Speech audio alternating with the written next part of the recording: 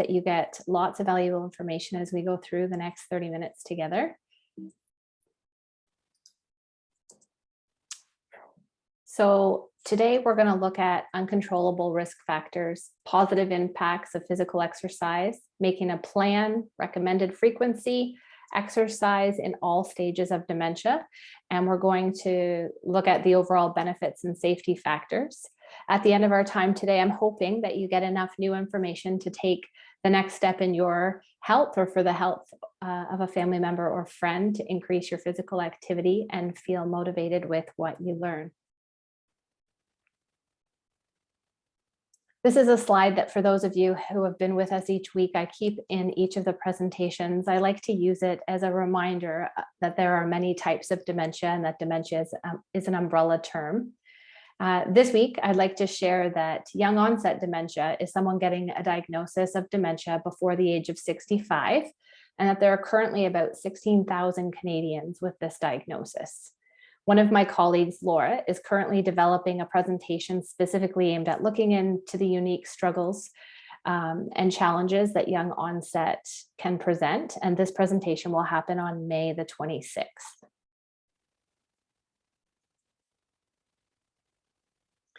Let's get started reviewing the uncontrollable risk factors when it comes to this disease. So age, dementia is not a normal part of aging. And while people over the age of 65 are most likely to get it, it can appear under that age. When this happens, as you know, it's young onset. And again, Laura will be presenting specifically more in detail on this topic. Genetics and family history. Most cases of Alzheimer's disease are sporadic. Families with inherited familial Alzheimer's disease account for less than 5% of cases. Genetic testing is only an option if it's a familiar type of Alzheimer's disease. When it comes to gender, about 65% of those diagnosed in Canada are women. So if you are a woman, you are at a slightly higher risk. Your physical fitness helps your brain fitness. Regular activity can help you feel better, reduce stress, and maintain health. It helps to prevent muscle weakness and health complications associated with inactivity. Physical activity is one of those known modifiable risk factors for dementia.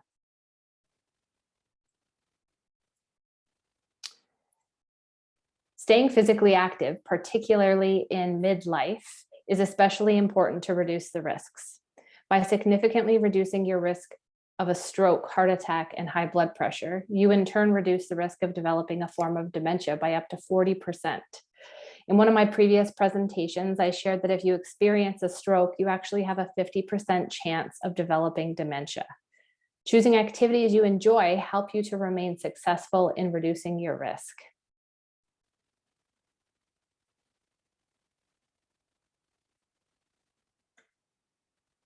So when you start planning for success with introducing physical activity into your life or increasing it some more, you need to start where you can and set reasonable goals.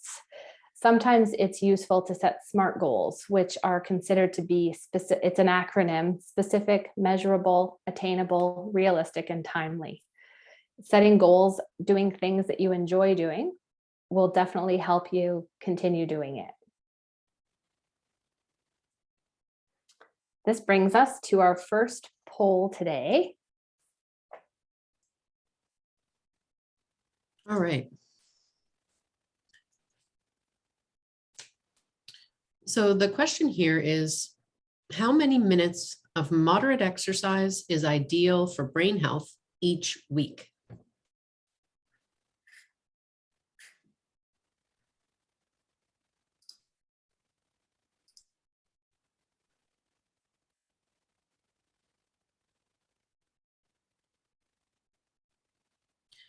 It's hard to know. There's a lot of different answers here coming in.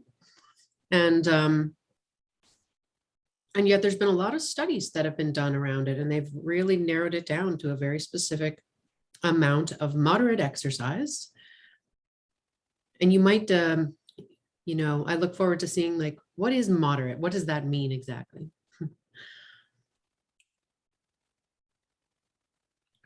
All right, we have almost everyone participated, so I'm just going to end the poll.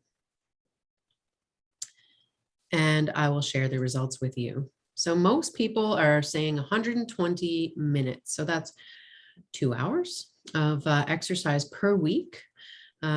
Second is 150 minutes. Third is 190. And the last was 60 minutes. So what do you think, Shelley? So in the studies, 150 minutes is actually the recommended amount to moderate to vigorous activity per week.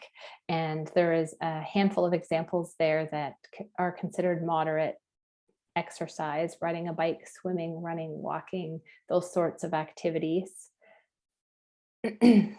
So in tracking your progress, once you've decided what activities you or your friend or family member are going to start incorporating into your life, I suggest that you write it down and look at it every day. It's an accountability piece and it helps keep you focused. Staying socially connected checks off another way to achieve brain health. And knowing how important this aspect is, we will be starting a walking group with the society. We're going to have walking groups across the island starting, we're hoping to start them in June. And we're currently looking for volunteers and participants to take part in this. So if you are interested, if you could let us know, that would be great. And we can provide you with some more information on this. In tracking your progress, consider aerobic activities. Walking, especially as we get older, is one of the more safer and effective forms of aerobic exercise. And exercising with someone you know adds that social component to it.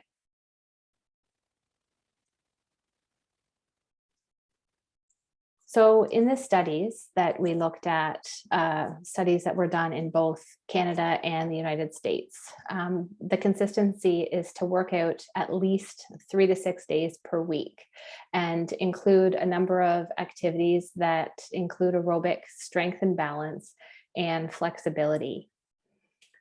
Intensity will always depend on abilities. What you can do, I can't do, and vice versa. We're all individuals and all need to just start within our own comfort levels. If it's been a while since spending time doing physical activity, start out slow and remember to be patient with yourself. Take each day as it comes.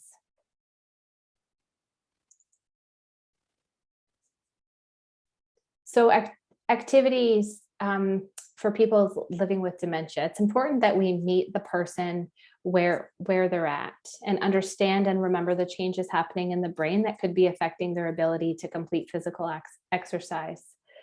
We need to incorporate exercises appropriate for the stage, observe and adapt the program whenever needed, and provide positive encouragement. These are just some of the core principles to keep in mind, and we're going to get looking at some of the specific ideas for this in the coming slides.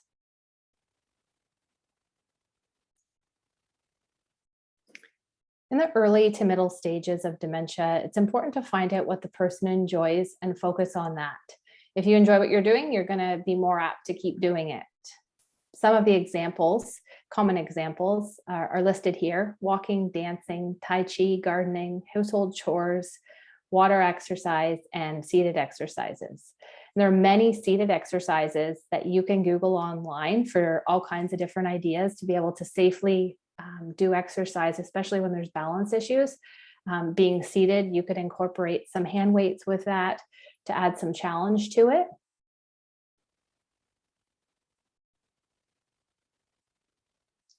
In the later stages of dementia, there's many other factors we need to look at.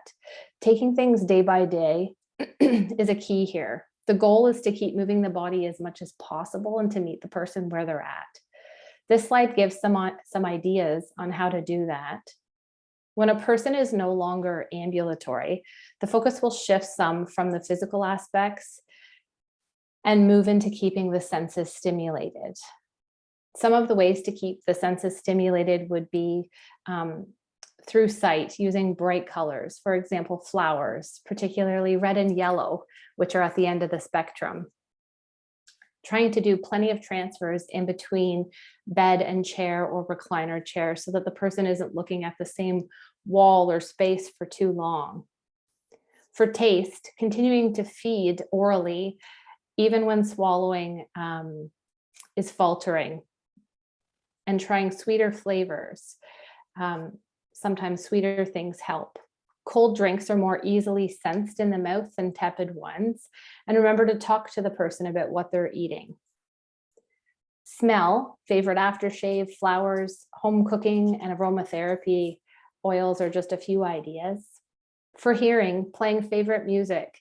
And if care staff in home situations, in long-term care or community care situations, could be singing or humming to people who enjoy that, or playing an instrument for them. Touch, the most important of all, holding hands or stroking their face if they like that, giving a hug and helping the person feel loved and cherished. I mentioned music being a vital tool in working with people with limited physical movement and verbal communication. Musical memories seem well stored for many people with dementia, and individuals come to life hearing a particular favorite song or dance. For any person who spends a large amount of time on their own in a room, the investment in a good CD player and a collection of music which relates to their background and interests could be a huge help. You'll notice on the list here, I've mentioned dolls. Many people with dementia respond very positively to toys or objects that they cuddle or grasp. From a physiological perspective, these can be seen to provide an attachment object or focus for security and comfort for an individual who is feeling vulnerable in a strange or frightening world to them. Dolls or cuddly toys will not appeal to everybody, but they should be available to offer to people just to see if it will help. Is there any questions so far before I continue?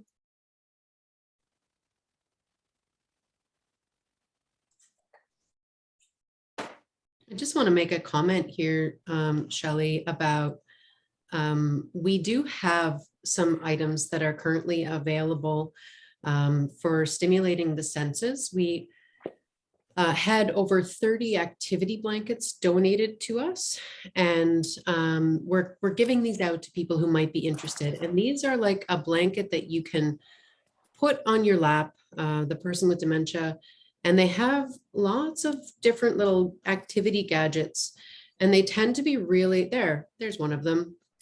They tend to be really wonderful for just engaging someone who feels a little bit restless or who likes to fidget a bit. And it gives them something to focus on and something to do. And also there's fine motor skill things there as well for them. And the second part of that is that for our volunteer companion program, we've also purchased a number of these dolls that are very lifelike babies, as well as we have cats and dogs, and we're using them in our volunteer companion program, but we also have some that are just sitting here. And so because they tend to be anywhere from $100 to $200+ a piece, sometimes people are reluctant to invest that kind of money without knowing how the person is going to react. So we're willing to lend them out if that's something you wanted to try with a person who's in the more moderate to later stage. So please get in touch with our office if that's something that interests you, or if you even want to just come in and check out some of the different sensory articles and activities that we have, because we have a good library of those here. Sorry, Shelley, thanks. No, thanks, Jamie. So in looking at the benefits of exercise, it improves our mood and often reduces periods of aggression or wandering. Remember that every behavior has a meaning, and through meeting the person's needs, the behavior will improve or completely disappear.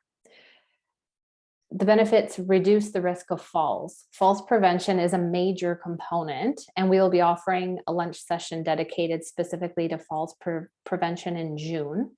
Falls are the #1 cause of injury-related deaths to seniors.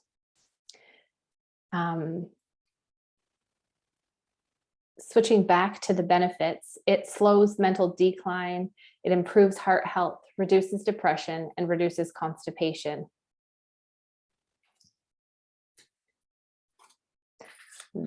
This brings us to our last poll that we have for you guys today.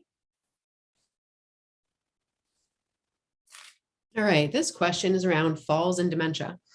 What proportion of people living with dementia end up having a fall annually? Is it 1/3 of them, half of people with dementia, 2/3, or 3/4 of people with dementia who have a fall annually? Whenever I speak with geriatricians about falls prevention and dementia, it seems to be one of the focuses, like a critical focus in the medical community, to really reduce falls.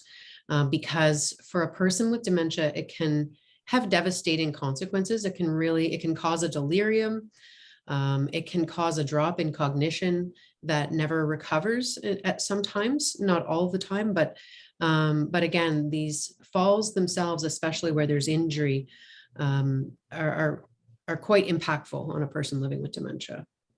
So we have most of you have answered. So I'm just going to end the poll and share the results.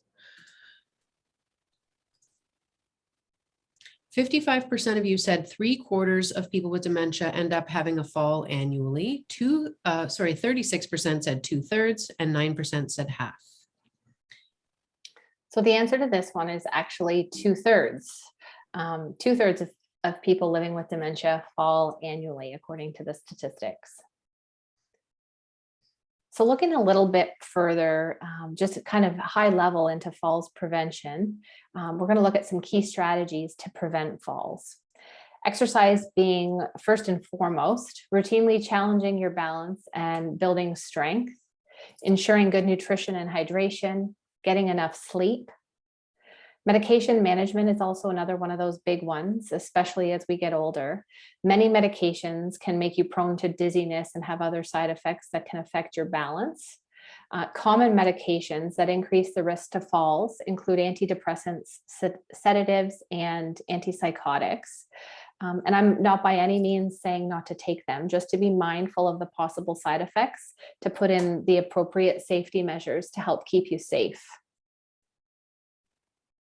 Wearing good fitting, sturdy shoes makes a big difference. Using a mobility device such as a walker or a cane, maintaining eyeglasses and hearing aids, and ensuring proper lighting in all settings.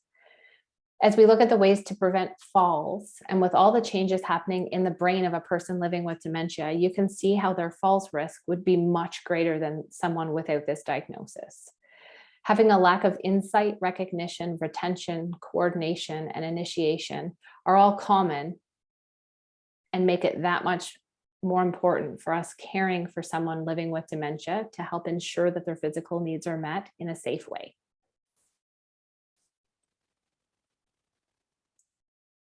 That brings us to safety.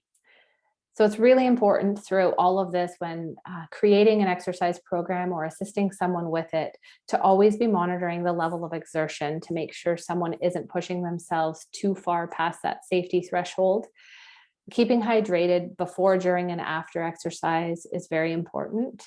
And to always stop immediately if there's any weakness or pain. Exercise should never be painful. It should be something that someone enjoys doing, to help increase the heart rate a little bit and provide you all those benefits we spoke of earlier.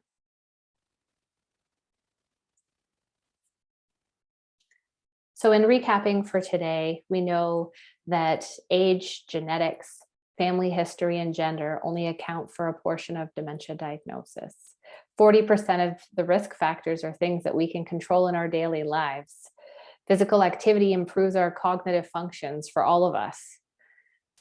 When we're planning for success, it's important to track your progress, celebrate your successes along the way. Keep socially active as well, and include others in your plan. It'll help with the success. Always keeping falls prevention strategies in mind. Move our bodies every day and plan activities based on abilities. Safety always comes first, and the rest will follow. That is the ending of the formal presentation today. I wonder if there's any questions before we get into the last couple of slides here. Yeah, we have a little more information to share, and please feel free to post your questions in the chat pod or unmute yourself. Shelley, I'm wondering if you could back up your slides to the really nice graph that looked at the impact of exercise on the brain, the one that came from Dal, I believe, way back near the beginning.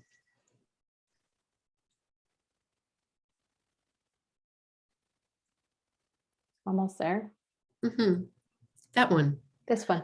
Yeah, this, I also came across this when I was making a presentation previously, and it took me a minute or two to really understand what it was saying, because I really wanted to understand, how exactly is physical activity and exercise supporting my brain specifically. And so what they're seeing here is that physical activity causes like cellular and molecular changes in the body, which impacts the structure of our brains, like the physical structure, as well as the functional areas of the brain.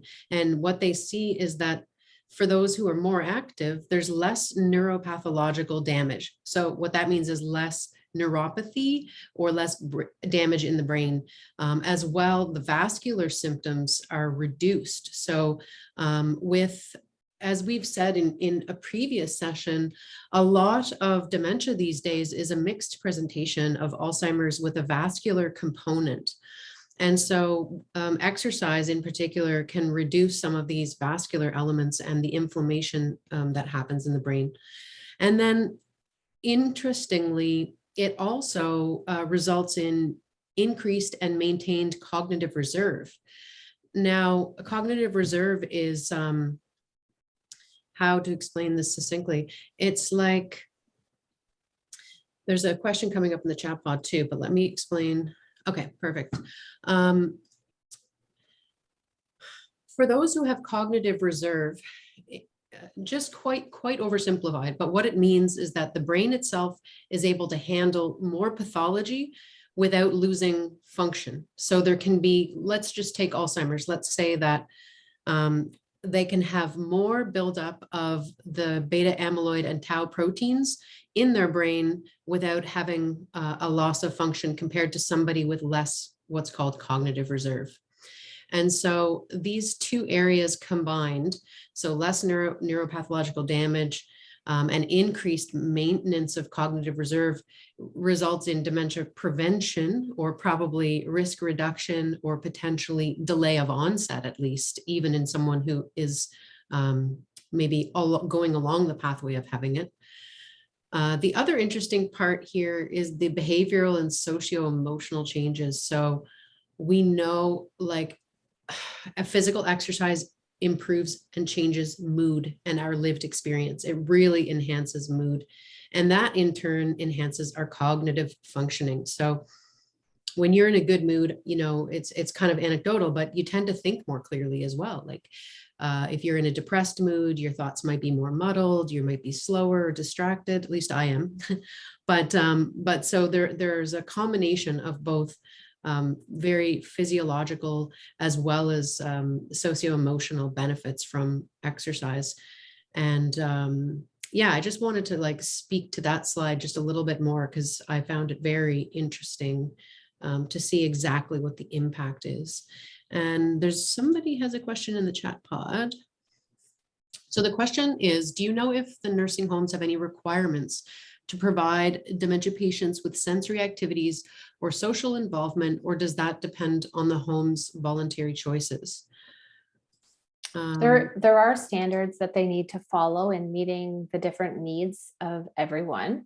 And the best person to talk to at the home would be the program director or the activities coordinator, and they would be able to go into explaining how their activities are planned and which parts of meeting the whole person are included in their programming.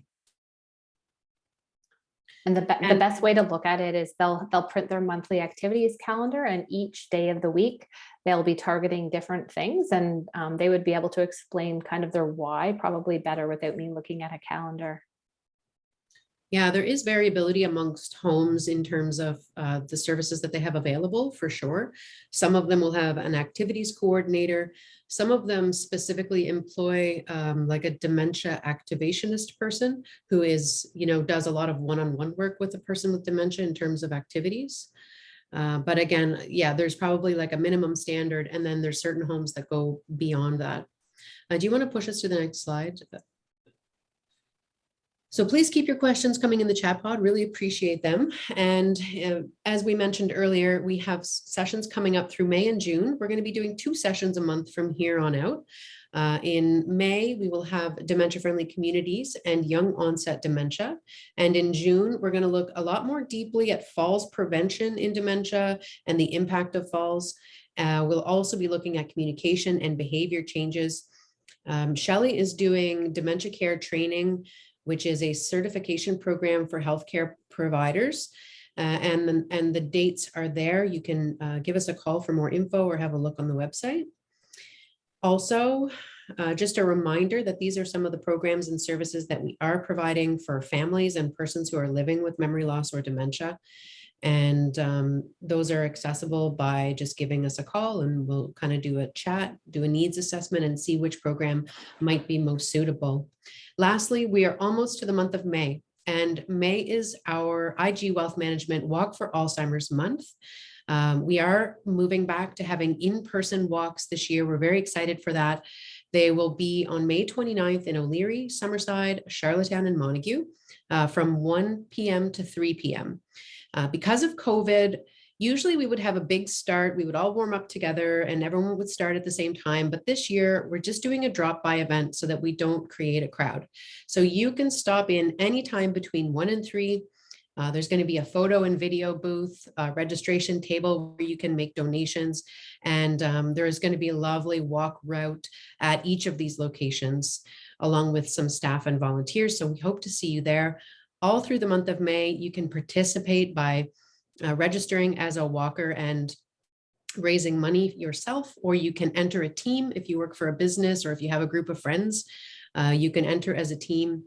And we have some really, really great prizes this year. So our month-long scavenger hunt is starting, and every week there's prizes that are being given out for people who are posting a photo at one of our scavenger hunt locations.